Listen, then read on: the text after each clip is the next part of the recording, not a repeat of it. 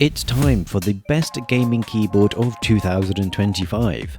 I'll be featuring 5 of the best gaming keyboards I've tried this year, and the choices in this video range from budget to premium, so there's something for everyone. The first keyboard is one that didn't get a dedicated video, which I regret as it's one of the most complete Hall effect keyboards I've used. It feels like it was made specifically for me. It's a tray-mounted keyboard that doesn't have a surrounding frame, which means this is easy to clean and maintain if you have any pesky pets that shed hair or you're going bald, so there's no need to take the keyboard apart to do a deeper clean. The accompanying web software is one of the most user-friendly and feature-rich options available, with it having all the basic features that you'll need so you won't miss out on functionality that bigger keyboard sizes provide. Everything is accurately translated so you won't get any Chinese jump scares, and the software and firmware updates are very easy to do. It also has support for 3 onboard profiles, so you can set up a rapid trigger game specific profile and a standard typing one.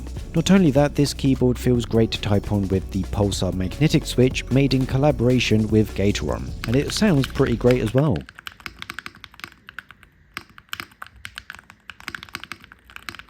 To top it all off, it has a very rare feature not seen in many gaming keyboards these days: height adjustable feet. With all the performance numbers expected of a modern gaming keyboard that some people believe will get them out of bronze, which it won't, the Pulsar PCMK3 HE60, which is a real name, is one of the best and most complete gaming keyboards I've tried this year and is well worth getting. This next keyboard is one that I featured a few months ago, and one that I didn't really think much of at the time, but is actually really good. It exposed me to a rather neat design as the top case is clipped on, so you can just pull it off very easily, and now you can clean your keyboard with ease. This is an all aluminium case and is rather heavy, so it's not going to move around on your desk. It also contains something I've never seen before, which is a cork dampening layer in between the PCB and top plate. My only criticism of this keyboard is that it was a bit loud.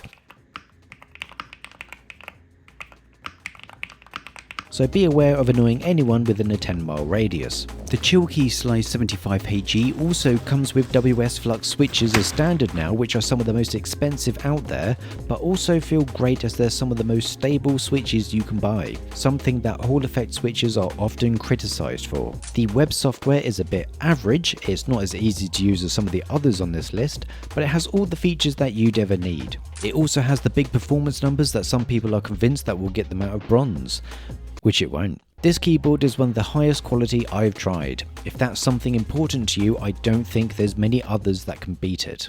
Next up is another one that I haven't reviewed and covers a large amount of varying models. This is one recommended by the High Council of Hall effect keyboard nerds, and I tried to get my hands on any of the iRock models, and the only one I was able to get that would arrive within the millennia was the MG68 Max. The only difference with this one is that it has an battery in it, because it's wireless. The prices of iRock's Hall effect keyboards can range from $40 to $90. These keyboards are some of the best between the low budget and $110 range. The structure of this is similar to the iQnix Easy keyboards that I've looked at before and is gasket mounted. Be warned though, if you ever take this apart, this is a pain in the arse to put back together. This results in a rather high quality and clean looking keyboard, which is let down a bit by the switches. These are rather clacky and aren't as smooth as the others in this list.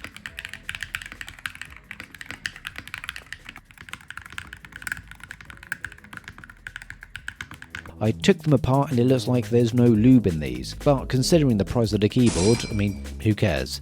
In terms of software, it's not great in comparison to others in this video. However, let me be clear on this, it is far superior than most of the other cheap Hall effect keyboards I've tried. Everything is clearly laid out, so it's easy to navigate, and all the features that I've tried have worked flawlessly. The only other downside of this keyboard is that, from what I could tell, there's no onboard profiles, so you can only swap between them in software. It also has the big performance numbers that I can't be asked to do this bit anymore, it wasn't that good anyway. The only thing you should do with this keyboard is lube the switches and you'll be set. I might do a more in-depth review of this in our newsletter, which you can sign up to. There will be a link in the description, and cat pictures are provided upon request.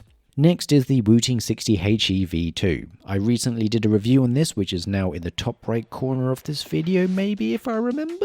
And after spending just a bit more time with it, I'm starting to really love it. I think the biggest improvement since my review is the utilization of the split spacebar. The middle button in between them I now use as an FN key, and I have my arrow keys on WAS and D, and have easier access to the F keys on the number row with just one hand. So I've gained a lot more usable functionality with this than I did previously.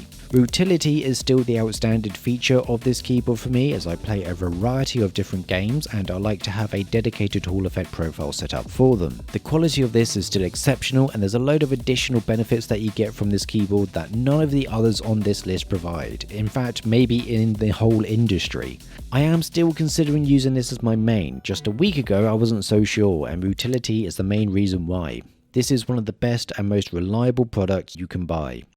The last keyboard is one that I think is a life changer. I never really got split keyboards until I used one, and let me tell you, I don't think there's any going back from a split keyboard once you've gotten used to it. This is the keyboard that is blocking me from using my Wooting 60HE as my main. The biggest change I think is the wrist comfort from using a split keyboard. When I went back to a standard keyboard, I really started to feel that stretch in my right wrist, which highlights just how much better a split keyboard is ergonomically. And as a Hall effect gaming keyboard, it's incredible. It sounds and feels really nice to type on. And there's a load of features on this keyboard. The control panel on the left side makes making minor adjustments to actuation points or changing media volume really easy. It's just so convenient. Asus ROG also has GearLink now, which is a web-based software, so you can uninstall Armoury Crate forever. It is very expensive, but this is a very niche product. This has unfortunately split-pilled me and is rather annoying, as I really don't want to be recommending a $350 plus gaming keyboard to everyone. One last honourable mention, this isn't a gaming keyboard I'd recommend buying unless you're experienced with Hall effect keyboards and their software, but the WL Mouse Ying 75 is one of the best looking keyboards I have, and it sounds one of the best as well as a stock experience, excluding the spacebar.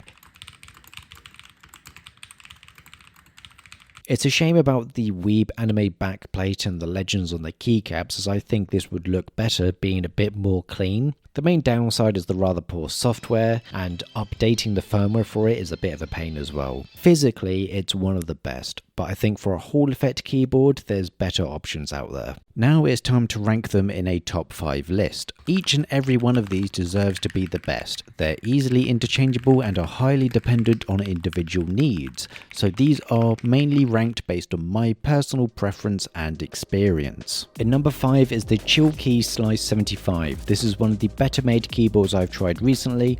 I hope more keyboards have this easily removable case clip thing going forward. The only reason why it's not my favourite is that I felt like it was a bit loud and the software is lacking in comparison to the others. In number 4 is the iRock MG68.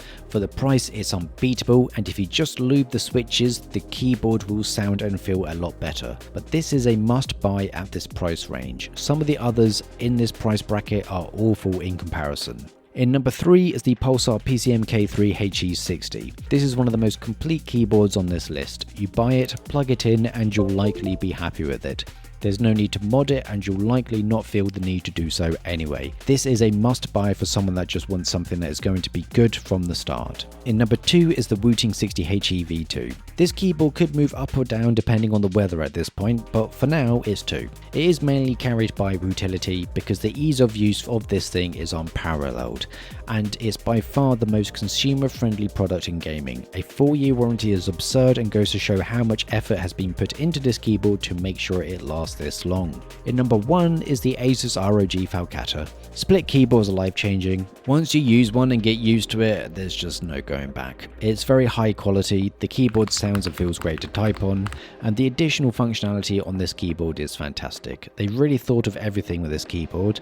Maybe they've tried a bit too hard in some respects, but this keyboard is the best of 2025 for me, mainly because of the comfort and functionality that a split keyboard provides. Every single one on this list will be the best keyboard for someone. The standards of gaming keyboards have really improved so much that I'm sure next year's list will be even better.